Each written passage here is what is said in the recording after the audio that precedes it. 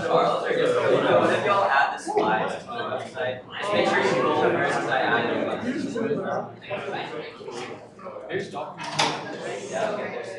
Alright everybody, let's go ahead and get started for today.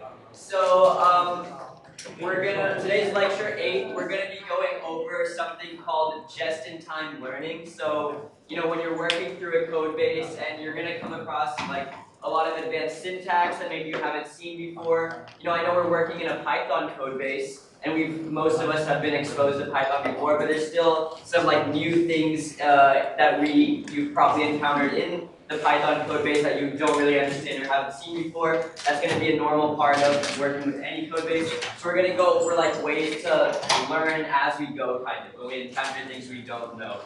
Alright, let's actually play the geography game first. I think we've gotten away from it last week, or last lecture. So just to remind everyone, the way this game works is called Worldle. You just guess the country, and it'll give you hints as to how close or far you are, okay? So this looks like it's a few islands, maybe? I don't really know, actually. Did somebody want to just say a country that they think it might be based on the outline? Maldives. Maldives. That's a pretty good guess. Okay, so we're 6,000 miles away, and I think we have to go east, is what it means. I'm not exactly. Yeah, it does mean to. We need to go east, right? Okay. Get dark theme. I thought it would say more. Okay, let's make another guess. Does anyone have an idea? This one's really difficult, I think. Yeah. Java. Oh, is it? Is this Java? Python? Wait. Oh yeah. Would it be? I don't think it's not. It's too big. Yeah. But it's Java. What do we actually type in here? Yeah. Papua New Guinea. Okay, I don't know what this 90% means, but we're getting closer. I think there's supposed to be, oh, this is what it is. Okay, hold on. Let's figure this out real quick. Yeah, I guess this just shows the direction, and what is the percent? Oh, proximity from your guess to target location. Okay, I don't really know. Alright, we're getting closer though. Any other guesses? You can just shout it out, or you can look on Google Maps too. I looked on Google Maps, is that okay? No. Let's do 1 or 2 more guesses, maybe, if you are unsure what the answer is. Anyone? Want to take a guess? What is it? Oh, French Polynesia. Or is there one also that's just Polynesia? Yeah, I think it's just French. Okay, Steven, what's the answer? Guess Solomon Islands. Solomon Islands. What? Okay. Well, you learn something new every day, right? I didn't know this was a thing, but that's cool. Okay, thanks for looking it up, Steven. Oh, cool. They have like where it is. It looks like. Oh, it's near. Oh, Papua New Guinea was a good guess. It's near Australia, New Zealand, I guess. Okay, cool. Let's go ahead and get started. So, couple announcements. First, Project 2 checkpoint was due on Tuesday. I think we gave some people hints if maybe, we were trying to like give people an understanding of what the two main like steps of the project were. So if you didn't get the hint, I'll just kind of like say it right now. The main thing is like, most of y'all have found like the two locations that you have to be modifying. There's something in editor.py, it's called like the go to line event method, and then there's something that it calls, which is the go to class, okay, that's in query.py. Basically the hint is that in that first location, the go to line event, try to figure out how to access the total number of lines, okay, that are in the editor in that method, and figure out how to get that same information in the go-to class, okay? I think I'll leave it at that for now, but remember it's due Tuesday night until like Wednesday night with a 1-day extension. Feel free to come to office hours. We won't just give you the answer, we'll try to give you some hints or guidance towards it, because just figuring out those two steps is pretty much the whole project. Okay, any questions? Oh, so I think everybody's project 2 checkpoint has been reviewed.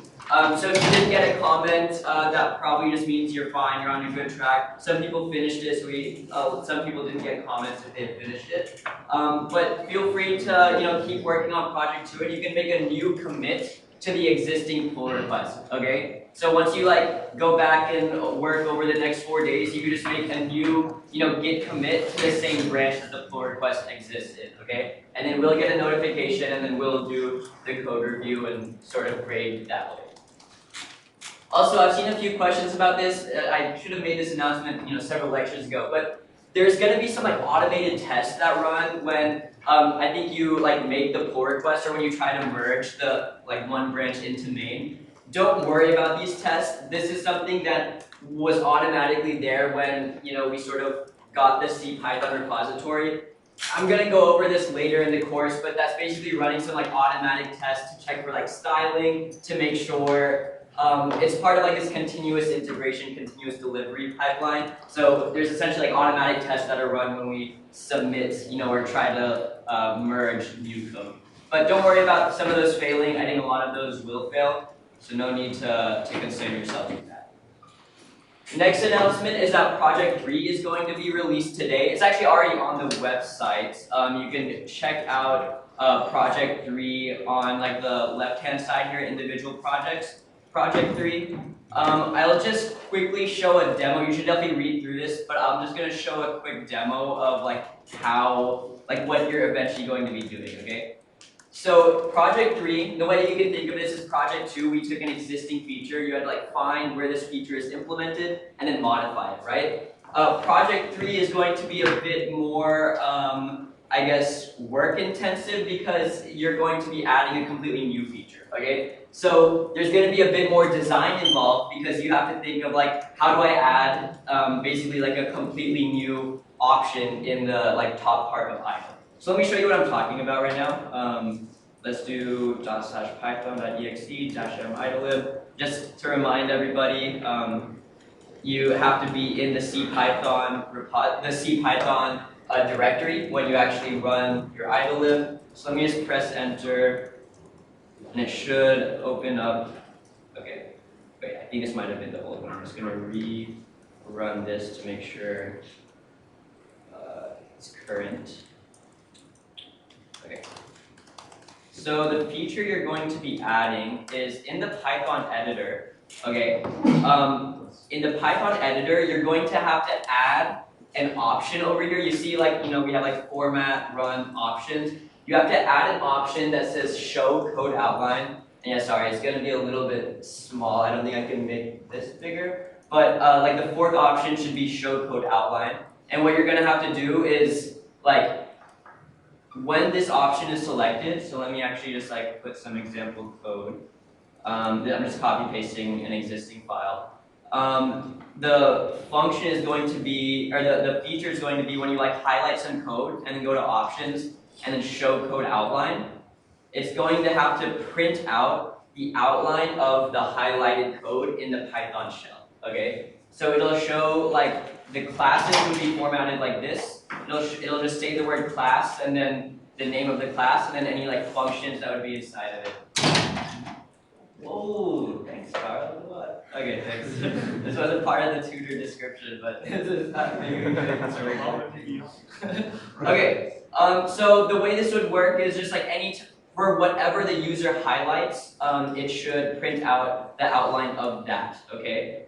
I think I'll leave it at that for now. You should definitely read about the specific requirements in the actual write-up, but just keep in mind that it's a new feature, and so I think like the way you should think about this project is once you actually getting the outline from the highlighted code is not going to be too difficult, right? I think it's not too bad to like take just some, like if you're given this like text snippet, just extracting, you know, the class name and the function names, right? The more difficult part of this assignment is figuring out sort of like the internal stuff of how idle is sort of organized. Like where should I make a new file? Should I add it to existing files?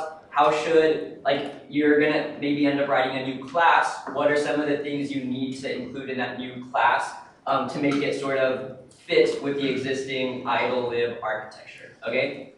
So again, like one sort of sub goal of this class is to learn some of these code design and code quality issues, and hopefully you're already starting to think about that in project 2, but I think it'll be a bit more pronounced in this project, okay? So this is going to be due on May 8th, Wednesday, May 8th, so y'all have about 2 weeks to do it. We're not going to do a project 3 checkpoint this time, so you'll just have you know like the next 13 days or 14 days because I think you have the 1-day extension to work on this. But please maybe start early, come to office hours. We'll give you hints as needed, but obviously when you come to office hours, hopefully you've already made a bit of progress or can at least explain what you've tried so far, your current understanding, and then we can sort of take what you've currently done and help you get make a little bit more progress, okay? Are there any questions about this, project 3?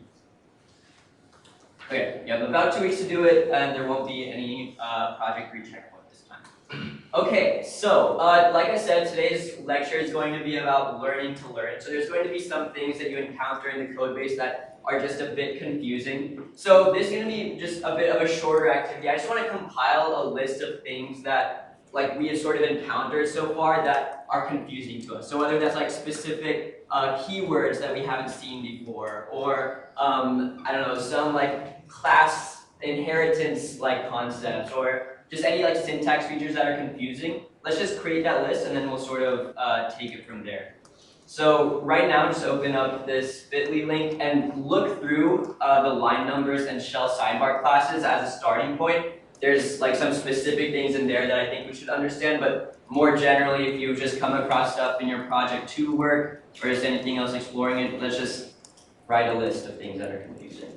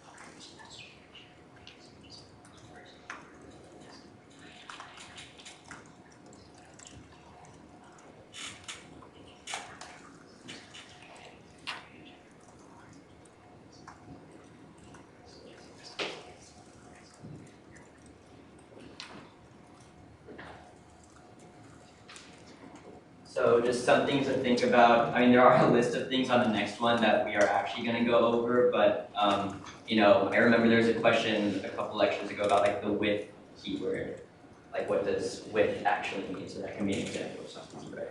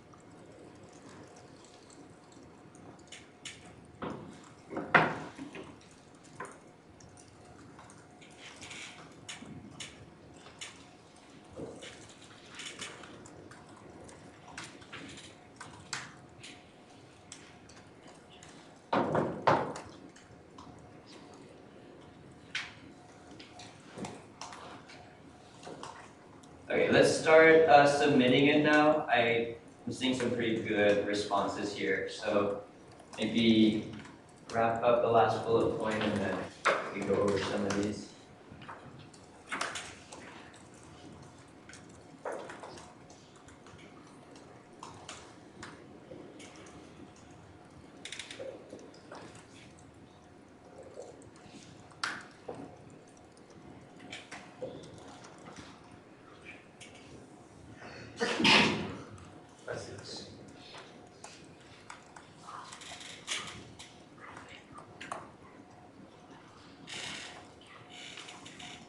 Okay, last few seconds here. So everyone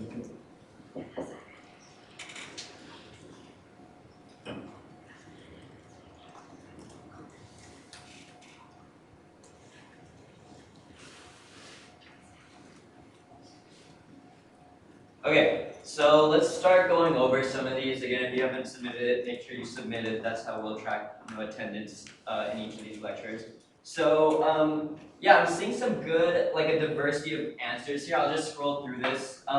So one is like the with keyword, right? We talked about that before. What exactly is the with keyword doing? We see I saw quite a few responses about like specific, like parameters. What exactly is this like sidebar text.insert doing? What, it's like n-1c. What are the three parameters here? I think, yeah, there is this like iter tools.chain thing. The with keyword again.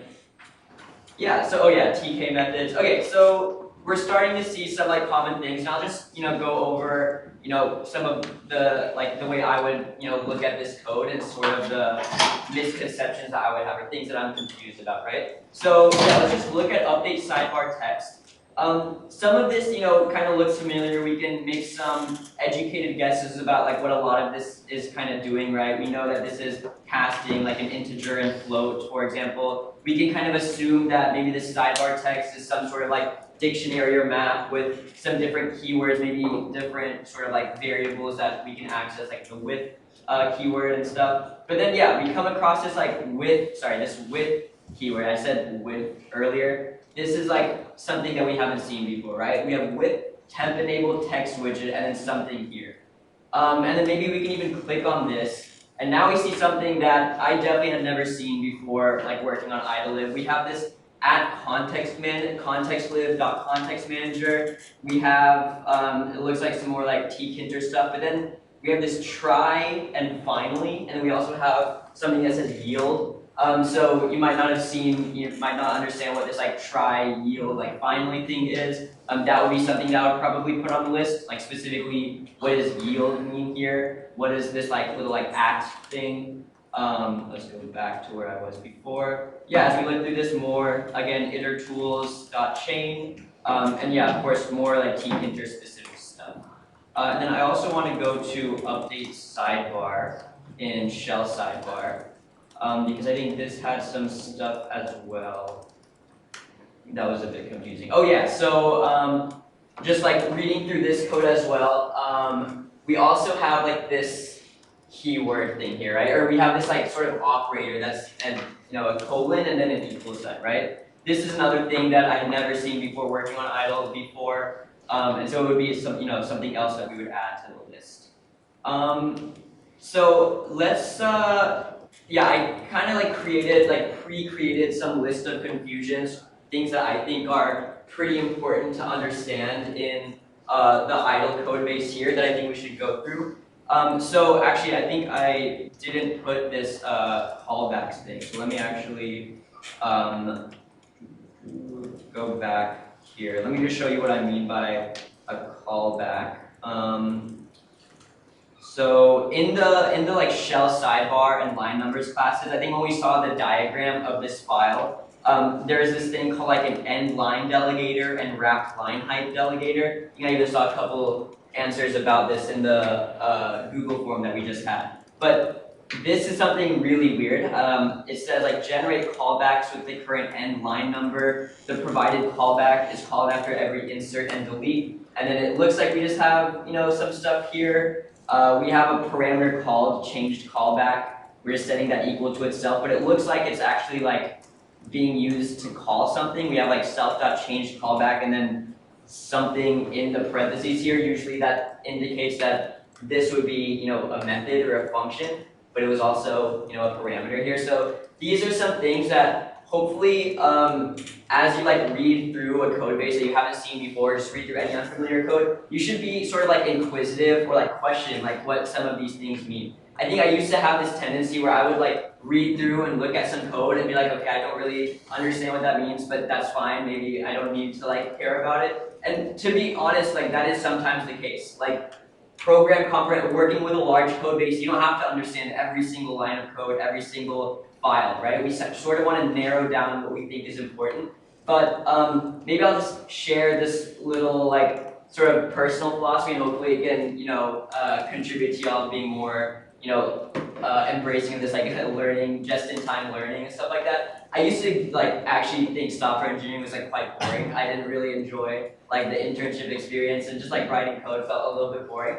But I think once you maybe get past some of like the more introductory classes and work on a large code base and are very involved in some of these like design decisions, I actually think it's like a quite like awesome thing the way some of these like programming languages are created, or some of these like specific features. We'll talk about what a callback is, but you sort of see like all these really cool, nifty little like mechanisms or ways to organize code better, or to like have things linked that ensures that the feature that you want to implement works as intended. I think it's hard for me to say like trust me, these things are cool, and then y'all to believe it, but I do think maybe when you like dive under the hood and sort of explore these things a little bit more, you can kind of see some like cool things about them. I mean, it is still like it's like programming semantics and stuff at the end of the day, but in terms of like how cool software engineering can be, it does become kind of interesting. Okay, I'll stop the little like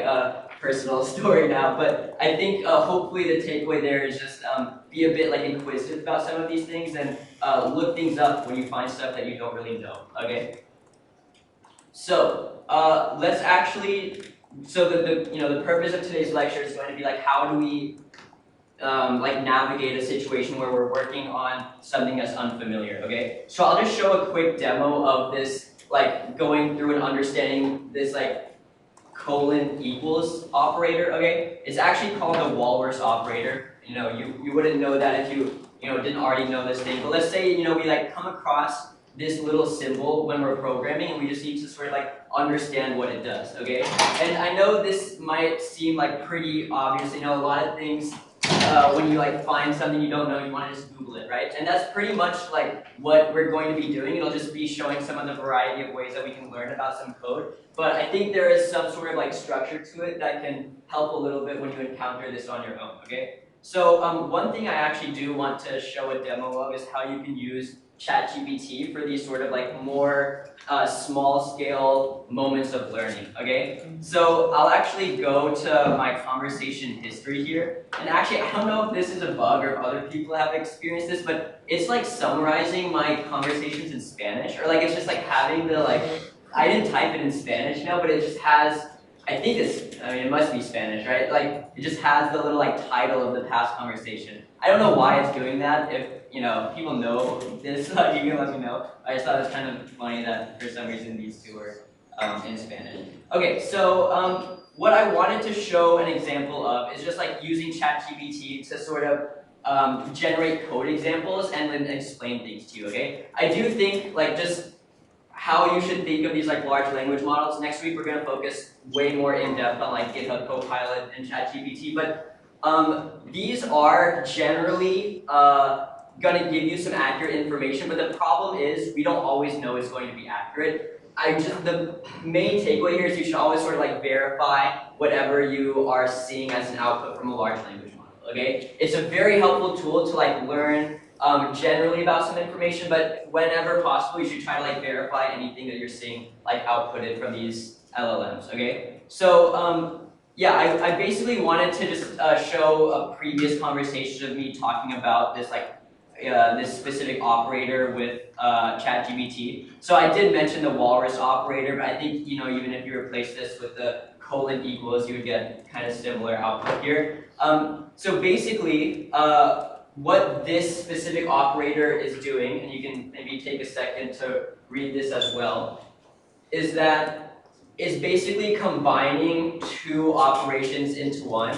It's setting something equal to a specific value, but it's also able to be part of an expression to evaluate like truth, okay? So what this line is doing, like if x colon equals 5 is greater than 4, is it's setting x equal to 5, and this thing also outputs or kind of like evaluates to the value 5, okay? So, you know, what I actually asked is what does the, you know, colon equals operator actually return? Because I was a bit unsure, like, is this actually evaluating the x, or is it evaluating 5, or is it the same thing? Like, what exactly is happening here? And then it says that the walrus operator doesn't actually return anything. It assigns a value to a variable, and then evaluates like that value, basically. So what it did give was, you know, an even more helpful example, in my opinion, from something before, where it says x is equal to 5,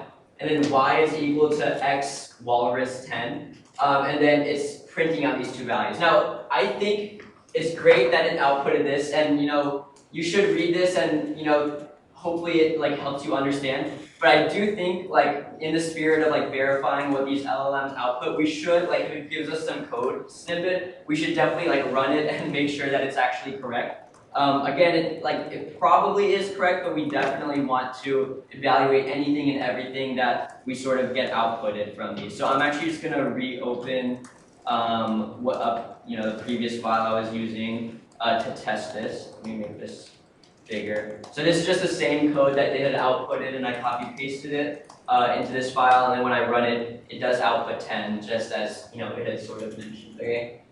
So it looks like at the end both x and y are going to be set to 10, and then it looks like this expression just evaluates to 10. Okay. So I also, you know, want to emphasize looking up documentation. So if you look up this like colon equals operator in Python, you'll see a few things. One annoying thing is a lot of these things are now, I think, kind of paywall. Or maybe you don't have to pay, you can probably just make an account.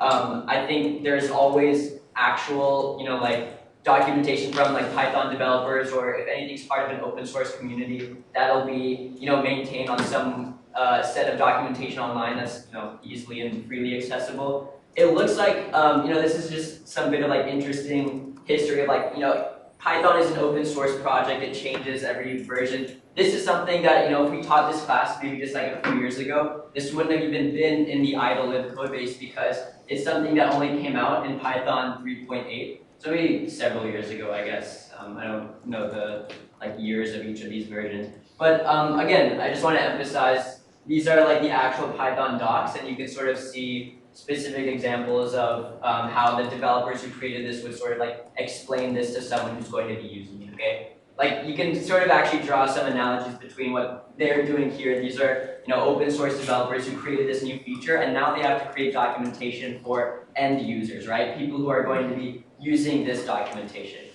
So remember, just going back to last lecture when we were talking about like diagramming and documentation, there's different purposes for different documentation. This is not documentation for other developers who are going to contribute to editing the Python code base. This is for documentation for users who are going to be using the features that we sort of programmed. Okay, but yeah, just keep in mind that there's some of these like open, like just be using Stack Overflow, Google, etc.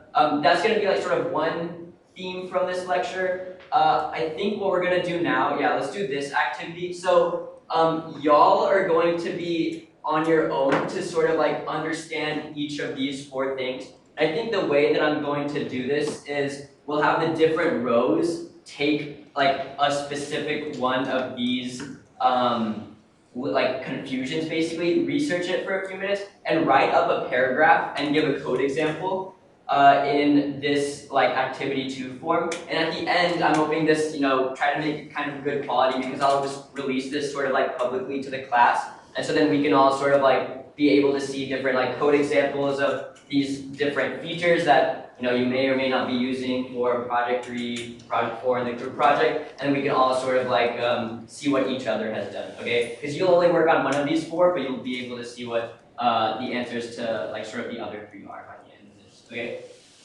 So let's do this first row. This first row will be callbacks. The second row will be the yield, or the yield keyword or generators that are sort of the same. This third one will do the with keyword, which goes hand in hand with context manager, so you can use that however you want for Googling. Oh, I need to show one other thing. Sorry, before everybody gets into it. I needed to show one other confusion. So this will be the go-to class. So hopefully y'all sort of like saw this before in project 2. Where we had like the go-to class. What you might have seen in the parent class of go-to, which is called query, in the list of parameters, there's one that's just an asterisk, okay? So I have no idea what this means, and there's nothing really in the documentation about what the asterisk means. So this is going to be another one that we sort of like add to the list, okay? So that the 4th row here, y'all will be looking up that asterisk in the Python parameter list, and the 5th row will have y'all do callbacks as well, okay? So in this specific Google form, again, this is going to be like viewed by the class, so try to make it as high quality as you can in the next few minutes. You should write a few sentences to describe what that feature is, and then in the second one, give a code example and a brief explanation, okay? In all those previous examples, we saw like some simple code and some explanation. Let's try to sort of create our own, okay? Let me show the list again. So this is row 1 and 5, row 2, row 3.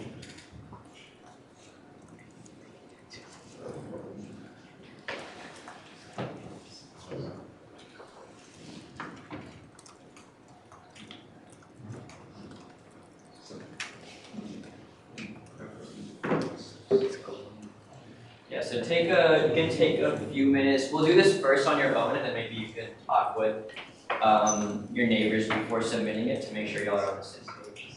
But work on your own for now.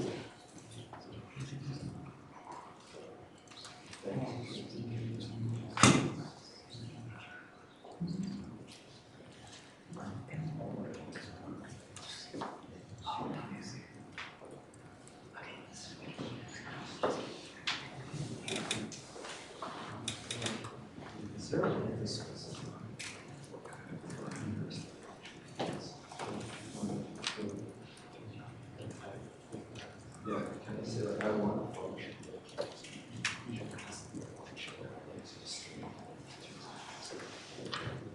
I think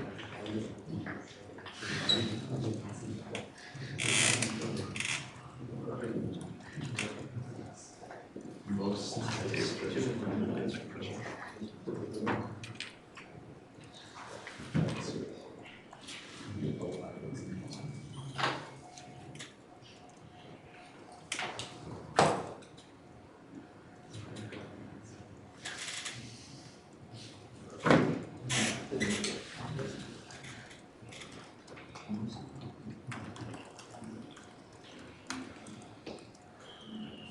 the most fire.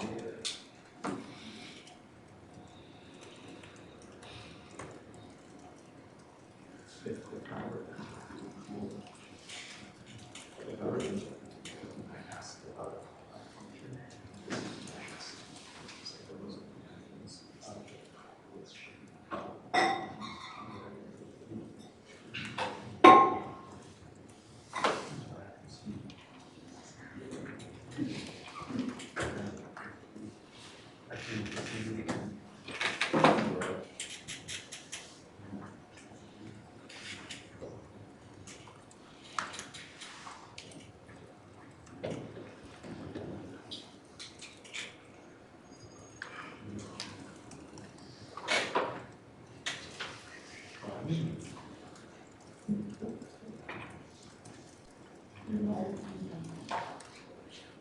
It's hard this one.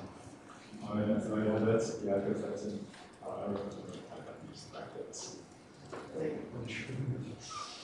you need them. Yeah, it's like I don't remember. It's like that name, and then it's like if by name equals under. Yeah. Yeah.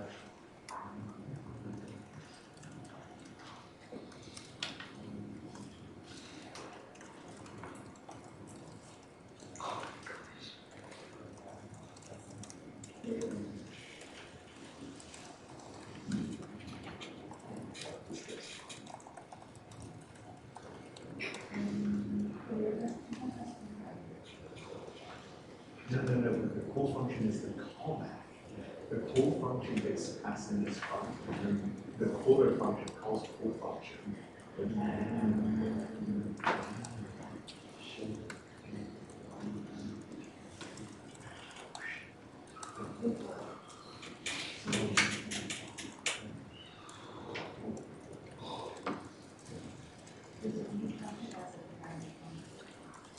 Yeah, because the function itself is.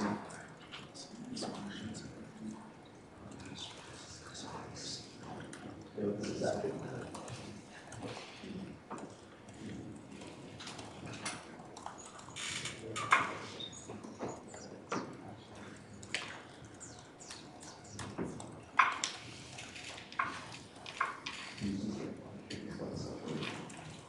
And it's not in itself, right? It uses.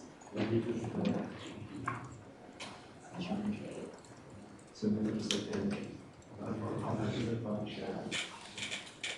No, but the function that's being passed in is the callback. Like here, call function is the callback. Okay, so yeah, maybe y'all can start talking with your neighbors. You might want to just like clarify that you've written the right thing. For your part, just make sure, see that you can take a few minutes to finish up writing a paragraph and code example, but feel free to consult with your neighbors. Just make sure you submit something by the end.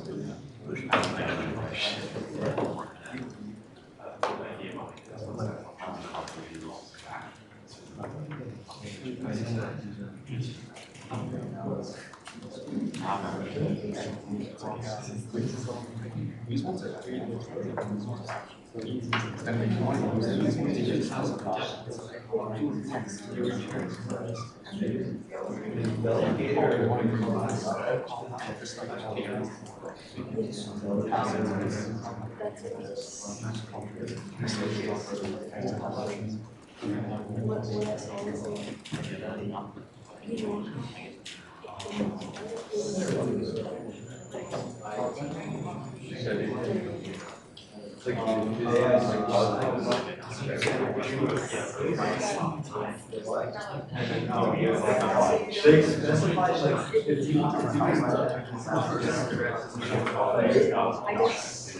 They're like AI you have to like where you like you'll probably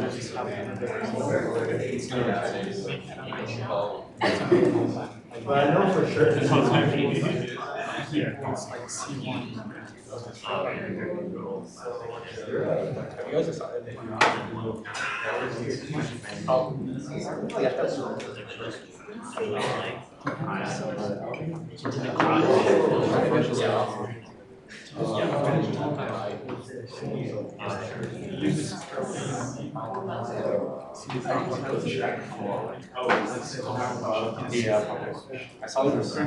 Here's how you say. Yeah, like can we trace it to know what the actual like attachment is?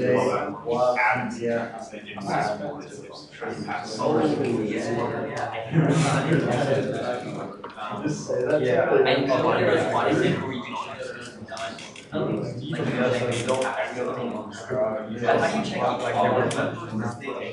The way I function objects, right?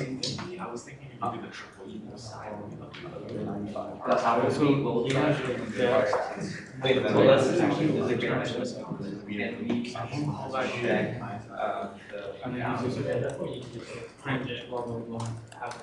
Oh, yeah. Right.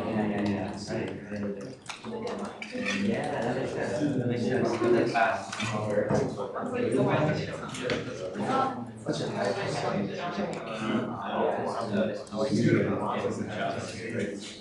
Say we have like a middle foundation.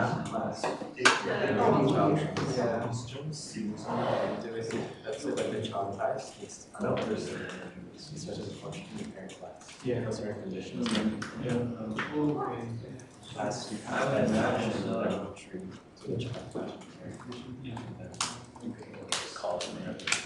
Call back. Or like parameters, certain parameters.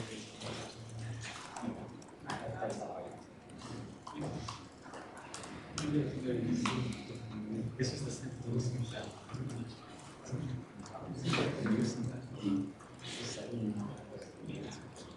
Okay, take another couple minutes to wrap it up here.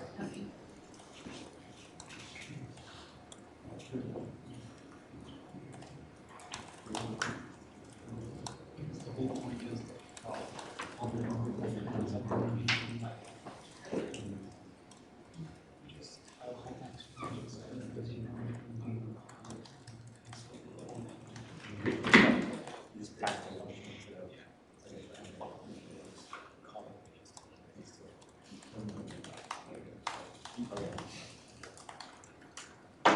This is what it's known as. This is not.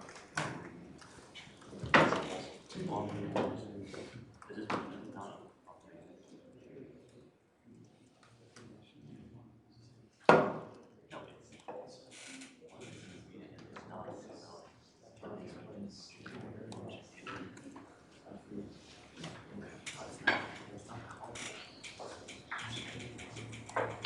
And maybe if you finish this early, try to see how that is used in the context of idle-live, you know? Like we kind of have like general explanations here and then some code examples, but maybe you can see how it's actually used in the code base.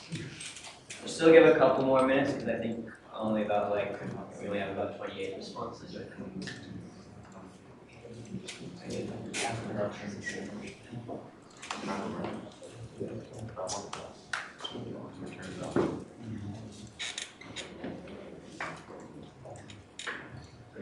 C should be.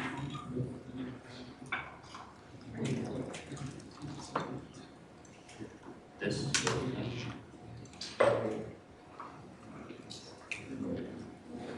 It was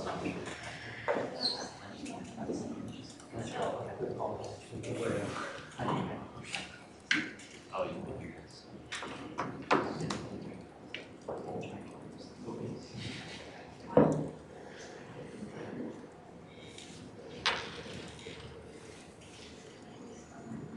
This is.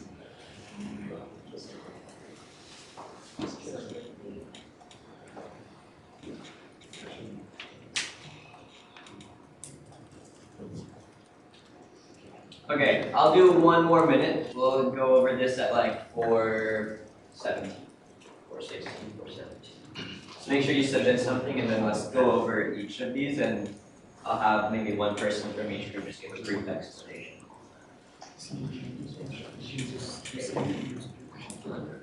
Yes.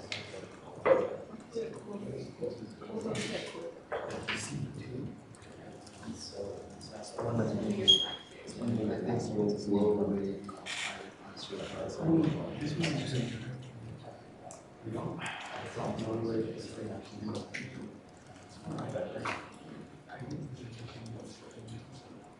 mean,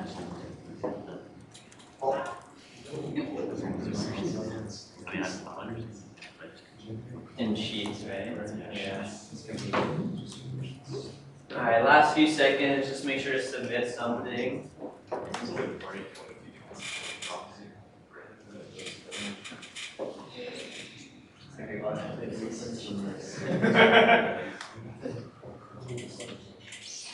How well does people sanitize?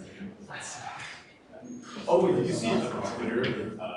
Someone recreated, so every time you type twitter.com, it changes it to x.com.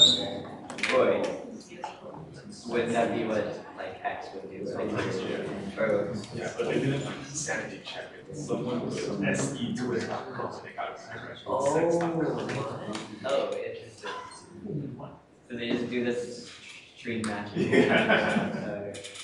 Okay, everyone, let's go over some of these now. We'll just spend like maybe a couple minutes on each of these so we can have like a decent understanding of these. I'll also share this later. If anything's unclear, maybe you can like look through these and learn more about a feature that's a bit confusing, okay?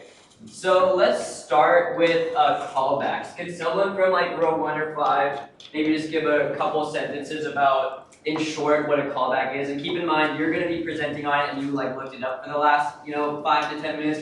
There's 3 other rows that haven't looked into it, so try to explain it as if someone doesn't really know what a callback is. Someone just want to take it? Yeah. So basically, you can pass functions as like arguments in other functions, and then inside those other functions, they can call them. Yeah, so basically, I think we kind of showed this a bit earlier, but the way a callback works is that it's a method object, or like a function object, that is passed into another function, okay? So there's actually this quite helpful example that I saw. Actually, it's not here. I think it's here. Okay, yeah, for sorting. Okay, so if hopefully y'all have seen this before, where you can sort like a list in Python or like a list of tuples or something, and have this key parameter. Okay, have people seen this? Can I just get a raise of hands if people have seen this before? Oh, a lot of people haven't seen it. Okay. So let's actually do this then. Let's like run this. So this is sort of an example of a callback for like a built-in callback. Okay, we didn't write our own callback here and have it be passed to some method that we wrote. This is just like built into Python. But let's say we have this list A. Okay, if we just print sorted A, it's going to print based on like alphabetical order from earliest to latest, right? And the way sorting actually works under the hood is that like each of these each like character has something called an ASCII value, which is just a numerical value associated with it. I think A is like 65, B is 66, C is 67, etc. But they have a different ASCII value for uppercase and lowercase letters. So I think actually any uppercase letter comes before a lowercase letter. So I might have said that backwards, but let's just actually run it right now and see. So let me actually comment this out, save it, and let me clear this. Oh, we can't run clear here. Okay. Let's just run the other file. Is that a feature? Actually, yeah, maybe clear should. There's probably a different one to do it, like to clear the shell here. But anyway, okay, maybe that'll be project 5. So if we just print sorted A, we have like capital A first, capital S, and then all the lowercase ones, right? What you can do is have this key parameter for sorted, okay? And what you have to pass into the key parameter is a function that will be applied to each element in the list, okay? So what we're saying here is that the key, the method is going to be string.lower, okay? str is like a built-in Python symbol that means string, the string class. We're just gonna do a .lower operation on all of the strings, and that's how we're gonna sort it, okay? So we're saying that we would take the lowercase version of this A, B, C, D, and that is what we're gonna end up sorting, okay? So let me rerun this to show you what the output is now. So now it still prints it in like the original unmodified form, but what we did with the callback was we used that string.lower function to apply it on each element that we're sorting, but it doesn't have like the lasting impact on it, right? It's just doing it for the part where we're sorting it, and then it's sort of like the function is no longer applied to it anymore. It's like a one-time invocation, okay? Does this kind of, so now you can see it's actually just sorted in like A through Z regardless of the capitalization, all right? Does this kind of make sense? So remember, I think we even saw an example here with, what was it? There's some delegator, right? End line delegator, or was this? Yeah. So this is how callbacks are used in idlib. Okay, we have this thing called a delegator, and a delegator is honestly it's another sort of advanced Python feature, but I think the real like crux of like what we need to understand here is the fact that we have like a callback attached using this endline delegator class. So it looks like we have this like changed callback passed to it, and then we are going to be running that function on some like get endline number of this like self.delegate object. Okay, that is probably a bit confusing, but let's just see what references this. Okay, so maybe by like looking at the actual code and with a bit of added context about what a callback is, okay, we can start to get some understanding of what's going on here.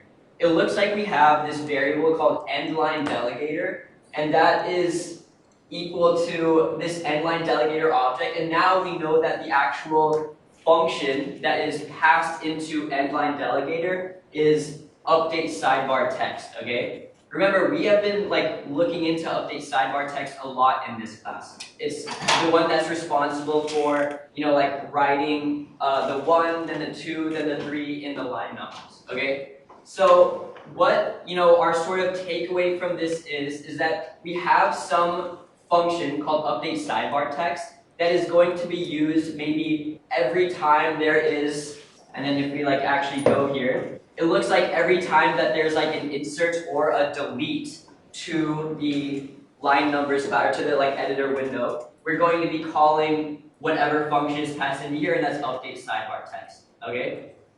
So remember when we were like setting the debugger, right? And we noticed that like every time we would like copy paste, some code into it or like add a new line, we were basically inserting something into the editor window, and we were then, being moved to the update sidebar text function because that is always going to be called on an insert or delete of the editor window, okay? Is this making some sense to people? I think the takeaway here is that before, I think we didn't have a great understanding on why update sidebar text was called every time we were like adding or deleting something. Hopefully we're sort of getting to some level of understanding about why why that's actually happening and how that's actually happening, what this like endline delegator actually is, okay? There might still be some details, like I'll be completely honest, there's definitely some details of a callback that I don't fully know. I sort of know it in the context of this code base and maybe some things outside, okay? And I think that's another skill here for just-in-time learning is that we don't need to understand every single detail of this like callback implementation for Python. We sort of want to know where to stop because we really only need to make our understanding sufficient to understand like what's in the code base, right? So with that in mind, let's then move on to the next one. That is the yield statement. Okay. Can someone in row 2 feel like maybe give a couple sentences about what yield is? Anybody want to take a stab at it? Thank you, Isaac. So basically, yield is kind of like so if a function uses yield and you call that function, when you hit yield, it's gonna return something that's like, yield has something assigned to it when you hit it, and you're gonna return that when you hit it. But your function kind of pauses at that point, basically, yeah. And then when you call that function again, it's gonna resume like right after like that line of yield is called. It's not gonna like start the function all over again. It's gonna like continue from where it left off, and when it hits yield again, it's gonna return whatever is like assigned at yield. And what gets returned overall is like an object itself, and you have to like iterate through that object. You can't just like print. I tried printing it, and it's just like a memory address. Yeah. So you have to like iterate through it to see. Okay, awesome. Thanks for that. So yeah, something that I use to sort of help you remember yield is that yield and return are very similar commands. Okay, you all know like return. You'll return some value at the end of a method, and it'll send some information. The current method will stop running when it's a yield statement. They'll send some information, right? Yield is like the return statement in that we're sort of like stopping execution. We might be like sending some value somewhere else. But the interesting thing about yield is that like this whole function isn't like stopping running and then restarting the next time we call it. It'll actually like resume from whatever the previous yield command that it encountered was, okay? So I think return is like stopping and restarting. Yield is like stopping and then continue, like pause and play, okay? That's kind of how I think of what yield is doing. Like pause and play when you're like watching a TV show. I think like an example in here was in, well, what was the example in Python? Let me just do a global search for yield. Oh, it's in a lot of places. Sidebar. Okay, so remember we had encountered this when we were looking at this temp-enabled text widget, and I think this was called from, this sidebar class. Oh, whoops. Let's do here. So we're in the update sidebar text function, and this goes hand in hand with width, right? So actually, did we look up width? Was that a different one, or was that part of? Ooh, wait, maybe we should go in a different order. Okay, actually that's okay. We'll just go with this for now. So let's look at this piece of code here, and we have yield. So this try and finally is something that we'll get to in width. I think I probably should have ordered this a bit better so we heard what width means. But maybe it'll be a more complete understanding once we get the second answer. It looks like this is in something called like a try finally block. And the way it'll actually work is like when we call this method, first we'll do whatever is the first line here. It seems like there's some text.configure command. And then we'll get to this try and we'll do yield, okay? Importantly, there's like no value associated with this, right? But we know just like the return statement, if we have a return statement with nothing after it, it just stops and goes back to whatever method called it, right? There's no actual data flow or value transfer happening there. So this looks like it's just basically doing this first thing, pausing, okay? And then when we come back to calling this function, it'll be doing this text.configure state equals disabled thing, okay? And again, we have no idea what this configure state thing is, but let's just go with this so far as what the yield is actually doing in the context of idle. Okay, it's kind of like a pause and then a play. Does this make sense? Are there some questions about what yield is exactly doing? Yeah.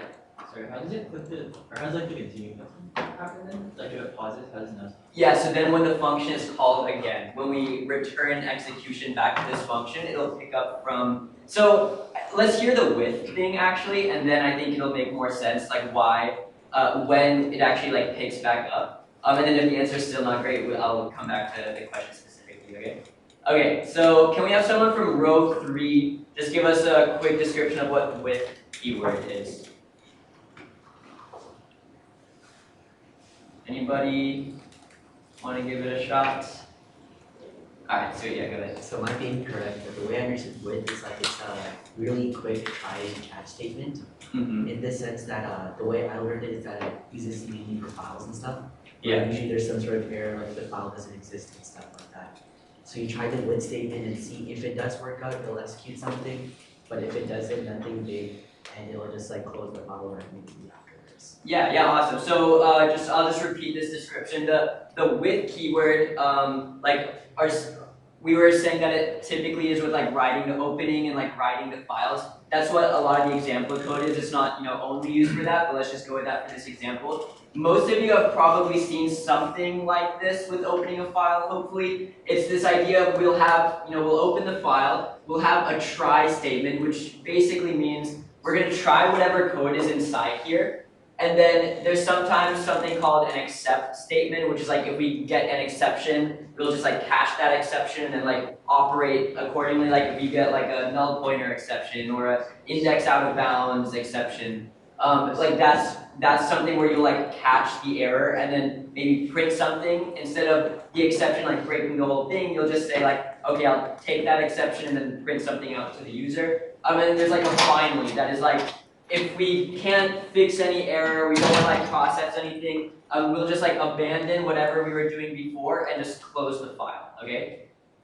So the with keyword basically does all of this in some like predefined manner. So to make the with keyword actually worth something or like to give it some value, for like our user, we're writing our own function and using the with keyword on this, right? So this I think goes back to that question that we had earlier about like why do we actually come back to this statement? So let's go to the find all references of this.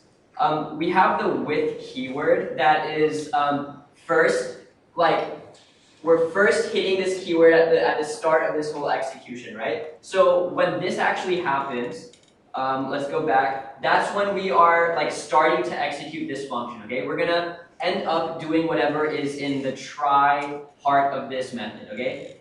Interestingly though, in the try part of this method, it's just yield, okay? There's not actually something happening inside the try part. We are doing something, we're doing this like configure state, but then all we're doing is going back to the original place that called this method, okay? And that original place was, it was,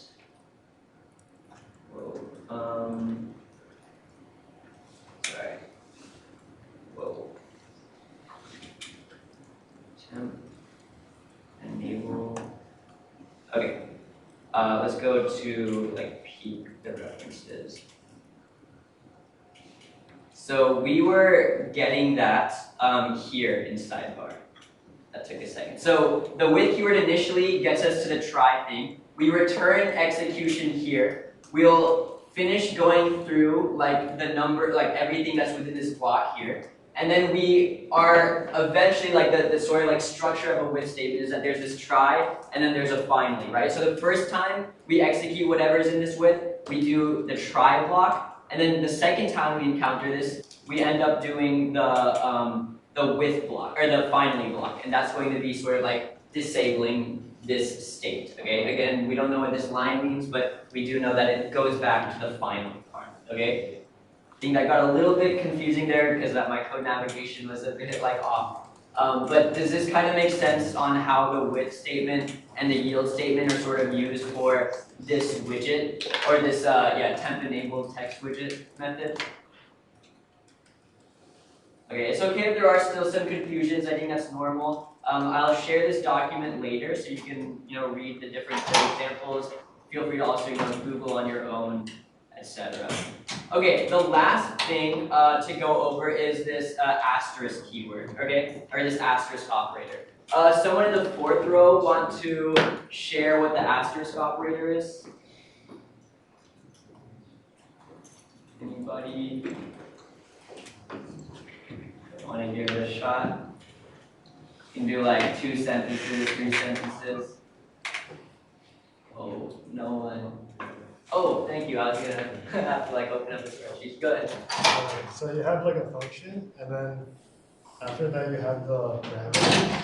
So what this asterisk does is like it kind of like separates the parameters from things that are like required parameters and then optional parameters.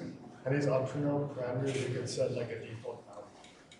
Okay, awesome. So yeah, I'll sort of like repeat that. Is this asterisk is something that goes in a list of parameters, okay? And what it basically does is it separates. So let me actually go to query.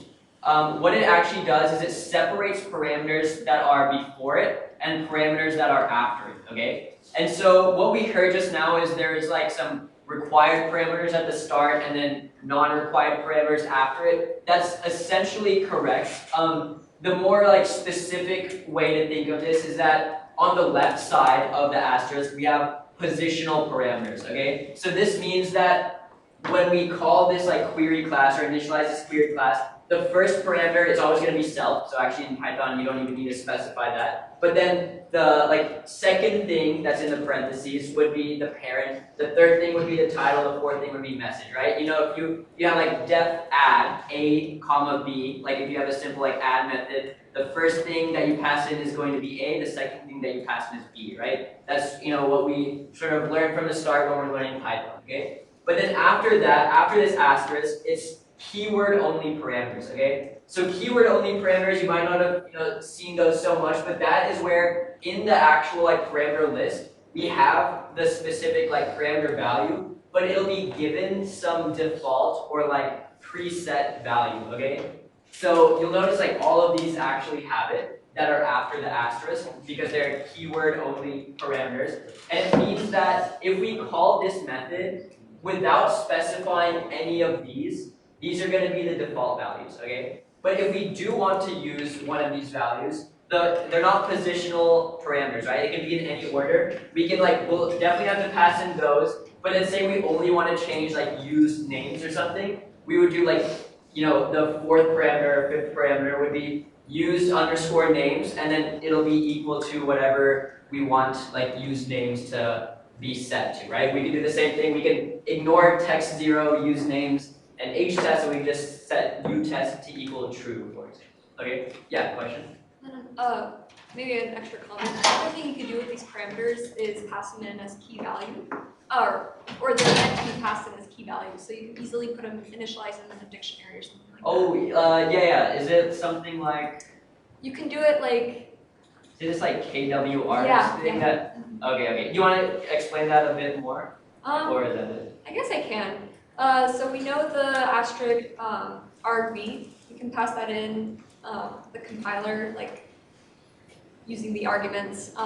But KOR is basically the same thing, but you're just initializing a dictionary. So you can say like for key and value in those keyword arguments, and you can just initialize that as a tuple. Yeah, and so correct me if I'm wrong. I'm not so familiar with this. All the keys in the KWR's dictionary, these would be the actual parameters, and these would be like the associated values that would go into that function, right? Okay, awesome. Yeah, so this is some extra Python, I guess like an advanced way to call certain functions is you can just like create the actual parameter list and then pass that in with this. I think you need the asterisk before.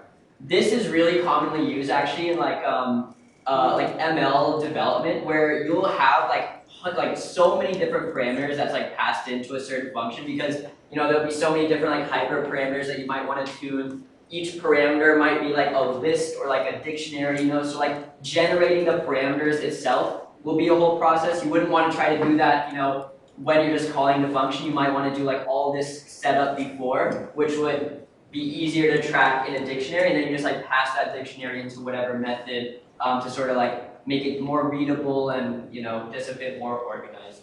But yeah, thanks for that added thing about KW marks. Are there any questions about the asterisk here? Okay, so this last part of the activity or the lecture I want to spend time on now is T-Kinter, okay? So I think we've mentioned this, I feel like so many times in lectures so far, I've been like, oh, this is like a T-Kinter specific thing, or like we don't really know exactly what this means, so don't worry about it yet.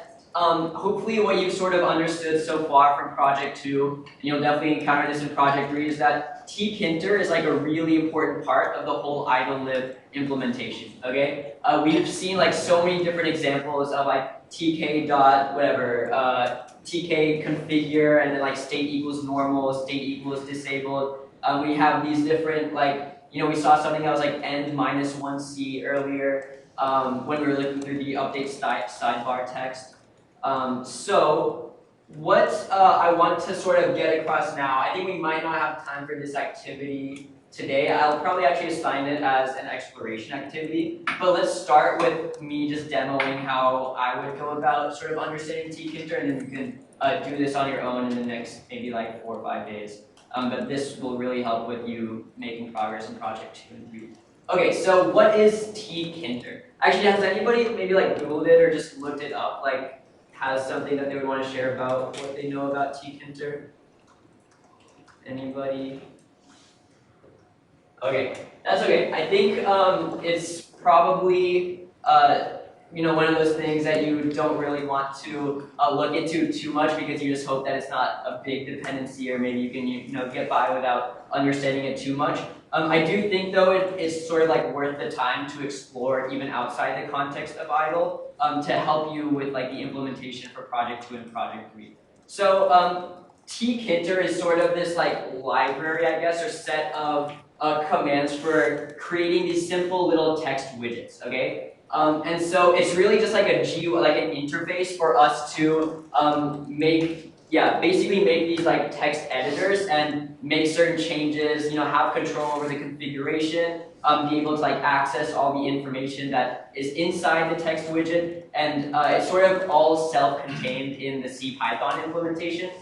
So it's very easy for like the developers of idle to rely on T-Kinter for the implementation of idle. Okay, so I think a helpful starting place is just Googling what T-Kinter is, and I think fortunately I was just able to give like a short description of what the T-Kinter text widget is. But I think what I wanted to show here actually is this idea of something that's called sandboxing. Okay. So sandboxing is going to be another one of these methods for just-in-time learning, where we're basically going to have like a small little like side project where we are exploring T-Kinter to try to understand the different things that we can do with it so that we can improve our actual work on Project 2 and 3, okay? So this is just another example of me talking with ChatGPT, just asking for starter code for creating a T-Kinter text widget, okay? Now keep in mind, you can even at this point, I just know that T-Kinter has something to do with idle. I just want to figure out a bit more about it. I've seen a bunch of these different T-Kinter commands,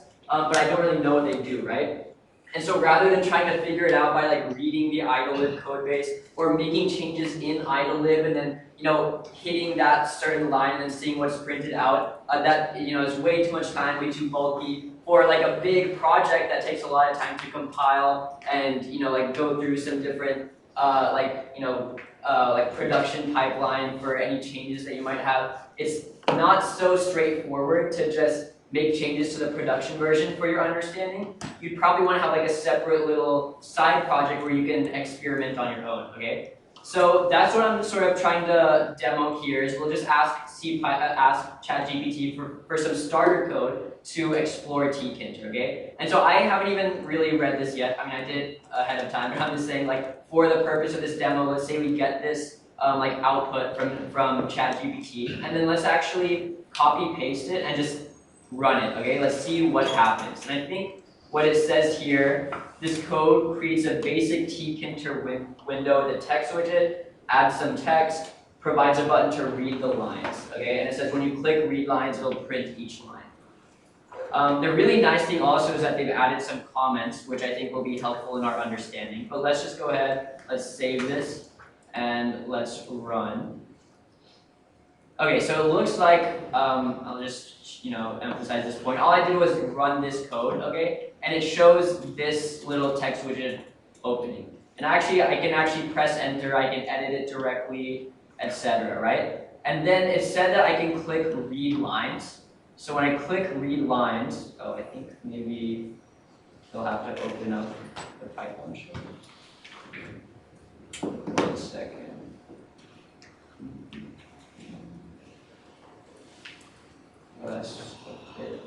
Oh, there we go. Okay, I closed the Python shell. But this was just a result of me pressing read lines. It'll just print out, lines in the text widget and line 1 and line 2. Okay. So now what we should sort of do is use the thing we learned a couple lectures ago about like making experimental code changes. We can read this code and start making some small changes to see the impact that it has. Okay. So it looks here like we're doing text_widget.get 1.0 to end -1c.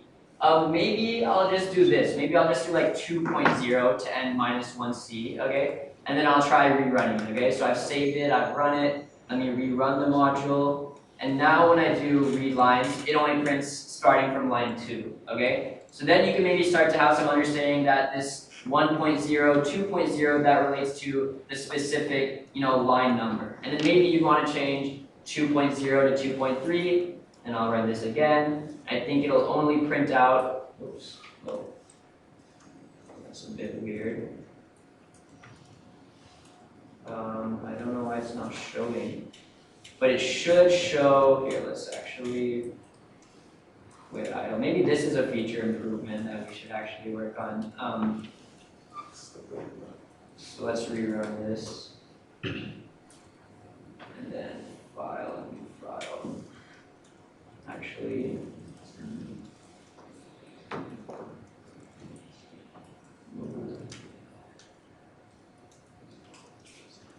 okay, so yeah, if we have 2.3, let me try running this and see if it works.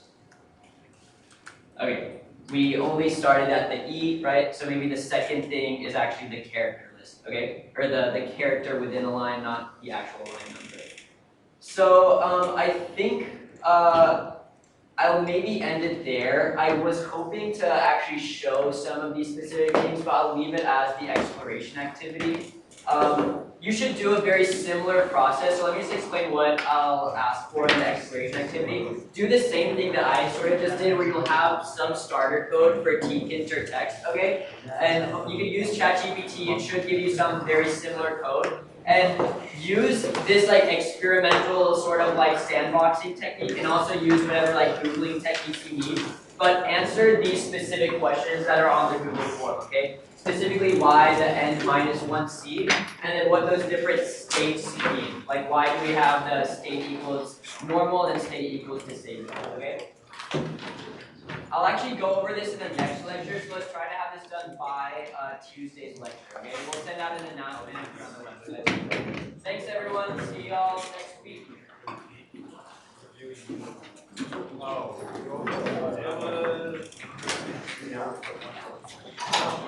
Oh, God.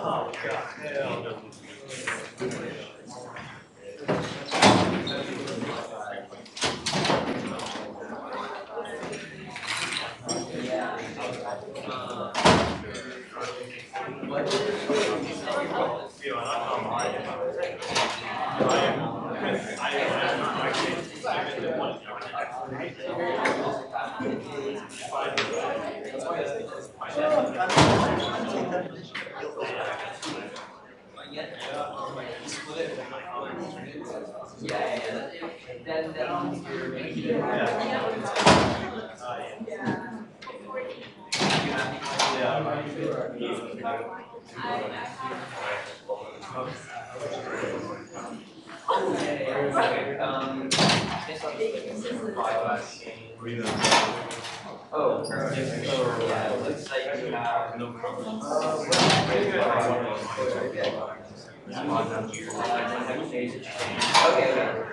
Okay, so this is great. I think one, so you're super close. This